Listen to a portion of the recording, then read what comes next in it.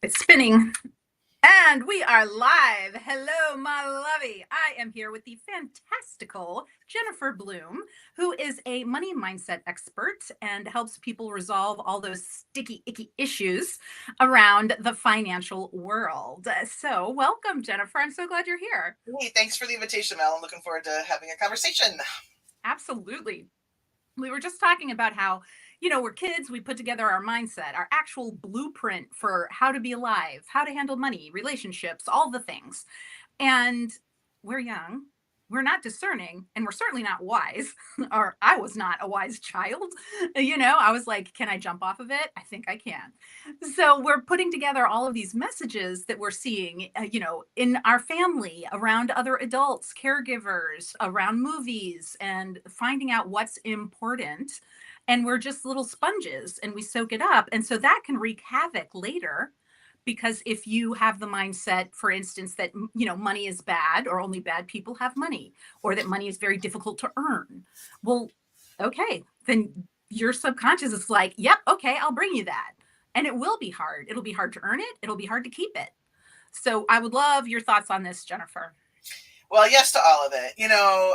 Our brains are set up in ways that are supposed to support us, and they do. I mean, because we've both made it to adulthood, right? Yeah. Yes. And we're sponges up until about the age of 7. We just suck it all in. And we don't have the cognitive ability to say, oh, that came from my dad who had this particular trauma, so I'm just not going to take that particular belief on. No, we just suck it up as if it were true. And, Right. And money is just complicated in our culture. It's, money is king, money is power. And those are facts. And they are also really challenging beliefs that don't have to be true in our day-to-day lives, but we want to be good people, right? We want to be good people and do the right thing. And so, yeah, it gets super complicated in there. Right. And also, some religions can also add a different twist, because so often they're trying to get people to focus on the non physical world. And so it can seem as if that the god doesn't like money, that it's not holy or spiritual or positive to want to have money or to have it and use it for yourself. So there's a lot of cultural messages, aside from people that you actually know, movies that you see, that get in there and sort of thrown into the frap of that you're making for, this is the beverage you're going to be drinking, about for money for the rest of your life. So Yeah. Well, I think we pick up on things.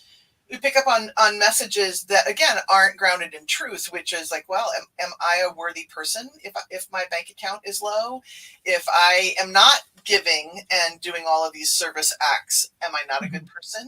Right. So we start to, we get really odd messages and ideas about money, when really money is just, it's in my vernacular, it's just a divine energy, right? Money right. is just part of the divine. It's one more resource that's here for us. It's supposed to Exactly. be neutral and easy and playful and all of that, and yeah, it's anything but in the day-to-day society and culture.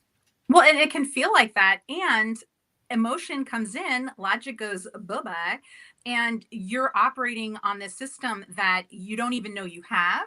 You may not be aware that you have, but until you do some of the work, as in, what did I get from my mom? What did I get from my other parent? What about caregivers? What about society? What about if you were raised in a church or a temple or a synagogue? What did you get taught about money, and is it true? We get to be curious. Is that really true, that what I'm telling myself about money? And if not, what do I want? What is true? What do I want in my operating system? And Absolutely. that can be really tedious, and that's the work of mindset, right? It is. And, I think we get to make it a little bit easier by saying, okay, I learned that money is transactional. I buy things with it, I receive things from it. But really, what money is a relationship. And it's a relationship between us and just the currency. It's a Mhm. relationship between us and divinity, because money is a divine, divine resource. And when we start looking at it from that perspective, like, oh, it gives you a different way of seeing all of those layers that you've put in, Right. I right? love that. And also seeing it as an energy or as a tool. So it's Right. just like social skills or your attitudes towards relationships or anything else. It's something that's in your purview, and you get to shape that. You get to understand it more. You get to say, honestly, like, hey, Mel, that's just not true. It Right. doesn't have, you don't have to suffer. Suffering is not the ticket you punch to sleep inside. That's not what it's about. Yes, that right. Even as much as any good movie would make you think otherwise, right? It's like 98% pain and then the at the end. Like, we don't have to do that with our day-to-day lives, Yes, right? Yeah, exactly. absolutely. And I think that we give a lot of power to money itself. Like, as you know, and Mhm. we could go, deeper. I mean, we give our power away in a lot of different ways, Fair. right? And when we start to realize, wait a minute, I'm the one driving the boat. I'm the one driving the relationship. Money doesn't have any free will. The divine, No. the divine doesn't have free will in my day-to-day life. I'm the one making the choices. I'm the one Mhm. who's making these decisions. And that can feel heavy, because then you're like, oh wait, all that responsibility is on my shoulder. Mm. And at the same time, though, it's a place of power. And we have Yes. to get reused to that. We have to get used to the idea of, okay, I am the one who's in control here. I get to say, no, it doesn't have to be about suffering. It doesn't have to be Mhm. about proving my worth. I get to play with this tool in a brand new way.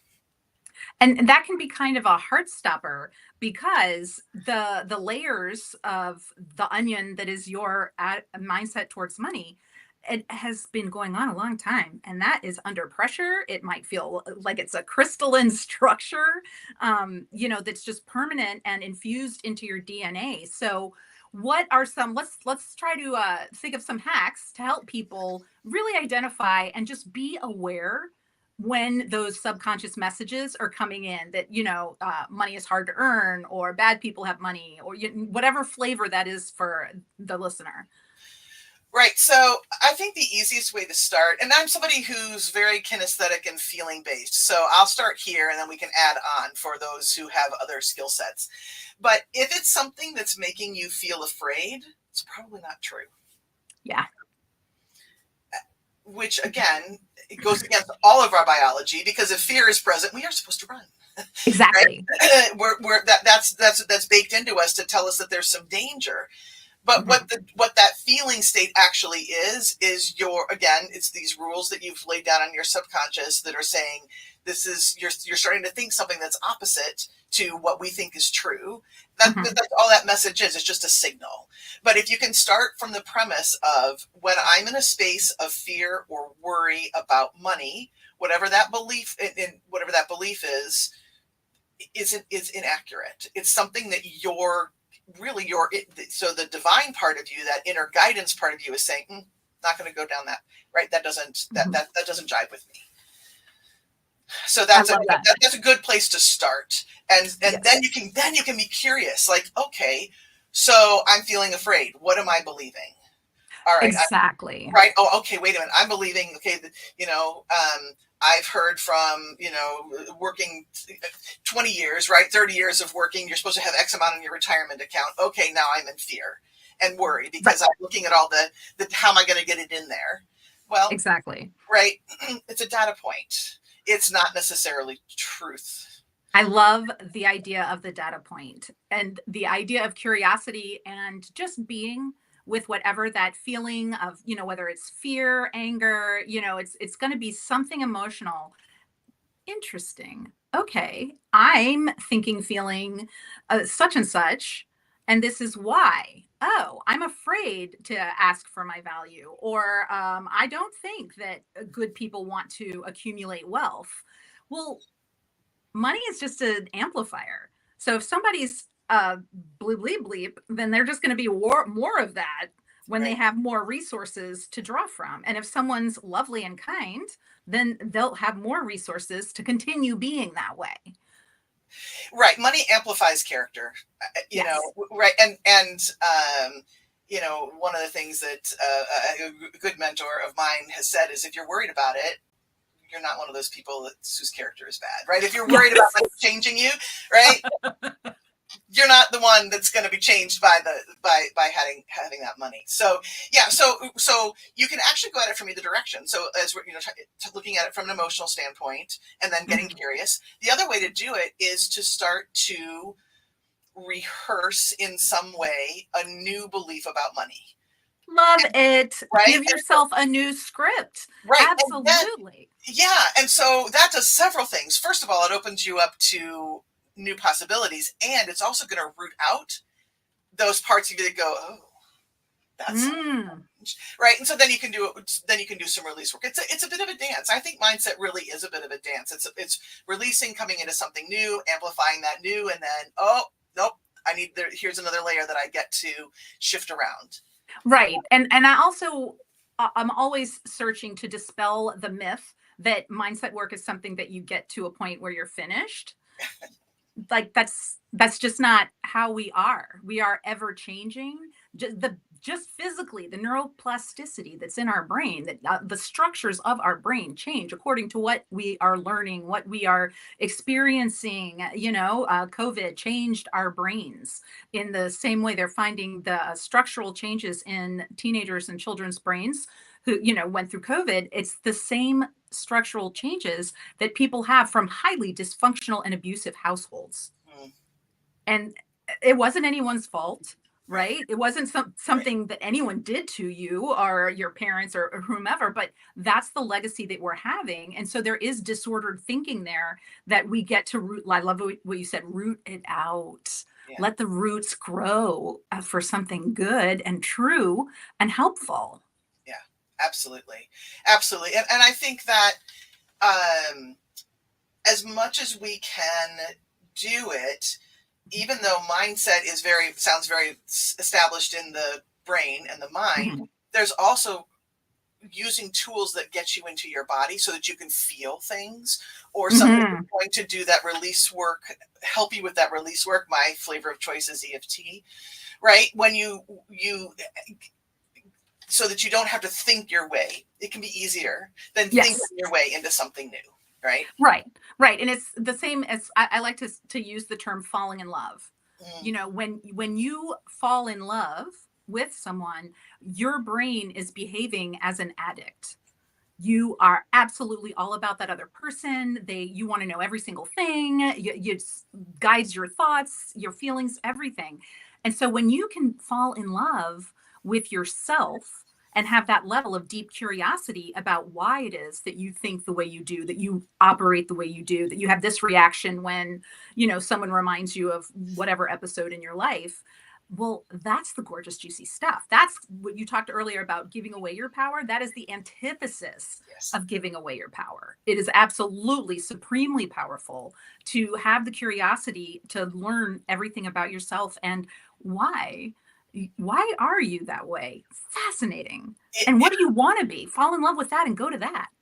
absolutely. And I think we've put a lot of walls up because we've learned that in order to be loved, in order to receive whatever, we've created these rules, right back to all the subconscious stuff we were talking at the beginning. But we put these rules in, and we're like, okay, that is going to keep me safe. I'll just keep these walls up, and so then nobody will see the real me, or that Right. worry that I'm not enough, all of that. When we are courageous enough to take those walls down, to get curious, to do that falling in love with self, Mhm. it can feel a little bit scary at the outset. It's just being able to step back in to really knowing yourself. Right. It changes everything, doesn't it?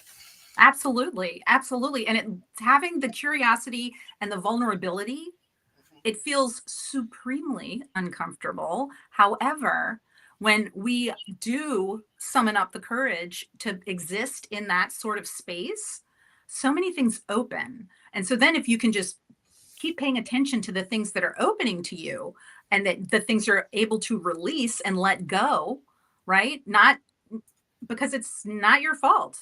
It's your problem while it's your problem, but you get to let it go. That's right. And I think that really at a deeper level, what we're doing when we do this kind of work is that we are learning to acknowledge that we're not just human, right? Right. We're a mix of human and divinity. And the humanness has all its rules and all of these fears and worries. And the divine part of us is just, it's there at our core, holding our, oh, how do I want to say it? Really kind of, I see it as a vibration, right? Holding that frequency of who we really are. Yes. And so as we open up the door, we get to hear that wisdom. And then we get to go, right? And then we get to go, oh, wait a minute. That wisdom doesn't match with what this human is thinking. Right. And we get to let it, it makes it easier again to let it go in a whole new way. Oh, thank you. That is the perfect point for us to end our chat. And I hope that anyone listening enjoyed this discussion. And if you have some mindset work that you need to do, reach out to myself, reach out to Jennifer Bloom, and, you know, get that sorted out so that you can really use your energy to serve yourself. Yes, beautifully said. Hugs, hugs, hugs.